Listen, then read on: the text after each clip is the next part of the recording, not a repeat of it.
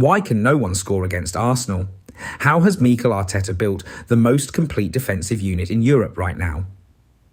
Across October, Arsenal conceded just one shot on target, one. They've allowed fewer goals than any side in the top 5 leagues, averaging under 0.4 expected goals against per game. It's not luck, it's structure, cohesion, ruthless control. From their press triggers to their box defending, Arsenal have turned the art of defending into a collective performance, every player moving as one. So today, we break it down, how Mikel Arteta has built a defence that seems almost impossible to break. Arsenal's defensive setup starts in possession. When they have the ball, the structure already anticipates transition. That's the key.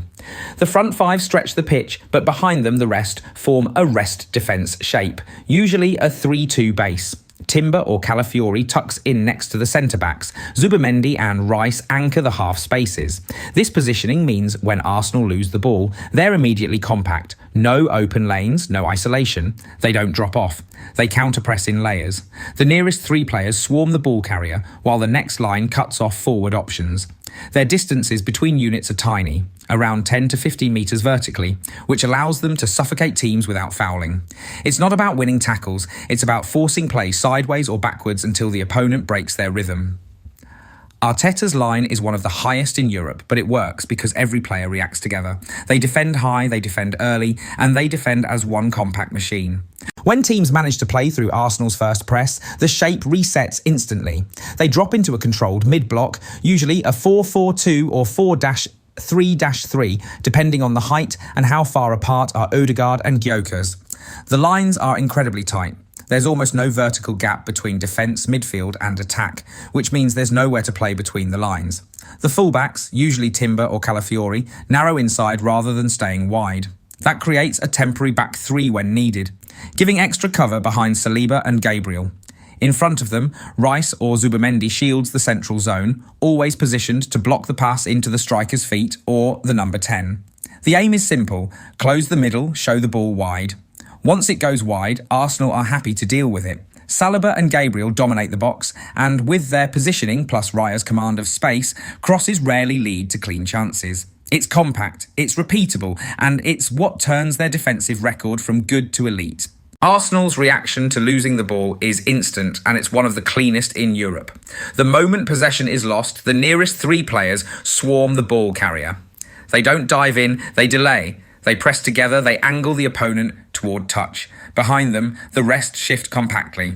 You'll see Rice or Zubimendi step into the passing lane. Odegaard screens the pivot, and the back line squeezes up 5 to 10 metres to stay connected.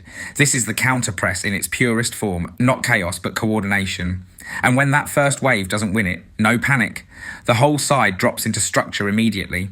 You'll notice they never chase, they reset. The goal isn't to recover the ball every time, it's to control where the next attack happens. Usually that's near the touchline or 30 yards from goal, exactly where Arsenal want you. Arsenal's defensive strength doesn't just come from what they do without the ball, it comes from how they use it. Their build-up is designed to protect the defence before danger even exists. When they circulate possession, it's not just about progressing play, it's about controlling risk. The inverted fullbacks, usually Timber or White, step into midfield and form a box with Zubimendi and Rice. That gives them both numerical superiority and immediate protection against counters.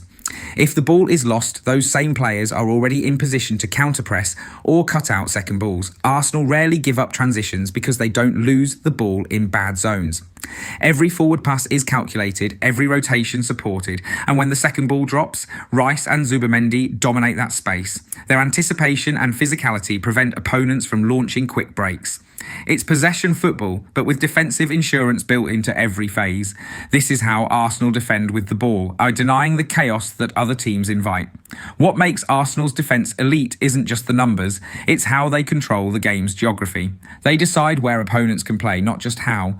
Every press, every trap, every pass out from the back is about steering the opponent into areas where Arsenal already have cover. It's proactive defending, they dictate rhythm even when they don't have the ball. You'll rarely see them scrambling back toward their own goal. Most defending happens 30 or 40 yards higher up, where one mistake from the opponent can turn into a scoring chance for Arsenal instead. The best defences don't wait to react, they remove the opponent's options before the danger forms. And that's what Arteta's side are doing this season. In 25/26, Arsenal have built a unit that doesn't just withstand pressure, it erases it. They've turned defending into domination.